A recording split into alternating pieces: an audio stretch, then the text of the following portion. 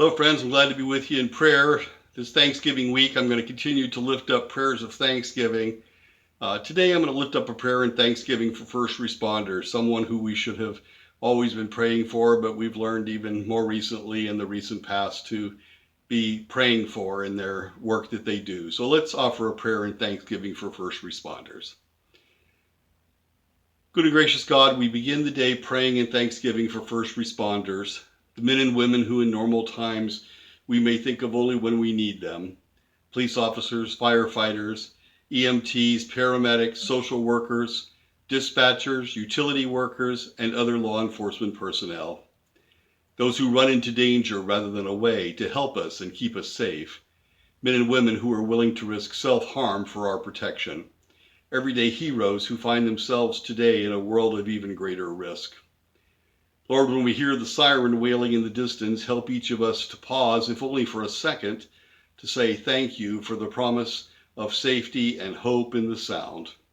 Help us to remember to pray for those to whom the call has been dispatched and for those for whom they are responding. Lord, we lift up special prayers of thanksgiving for them and for their protection and safety. Prayers of thanksgiving for all that they do.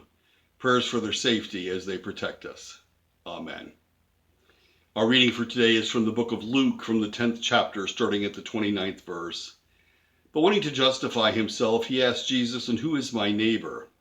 And Jesus replied, "A man going down from Jerusalem to Jericho, and he fell into the hands of robbers, who stripped him, beat him, and went away, leaving him half dead.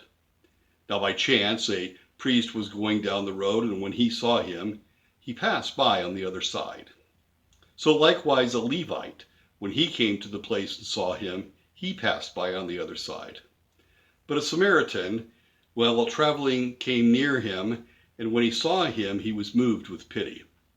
He went to him and he bandaged his wounds, having poured oil and wine on them, and then he put him on his own animal and brought him to an inn and took care of him. The next day he took out 2 denarii and gave them to the innkeeper and said, 'Take care of him, and when I come back, I will repay you whatever more you spend.'" Friends, this is the word of the Lord. Thanks be to God. Have a blessed day. And remember to love one another.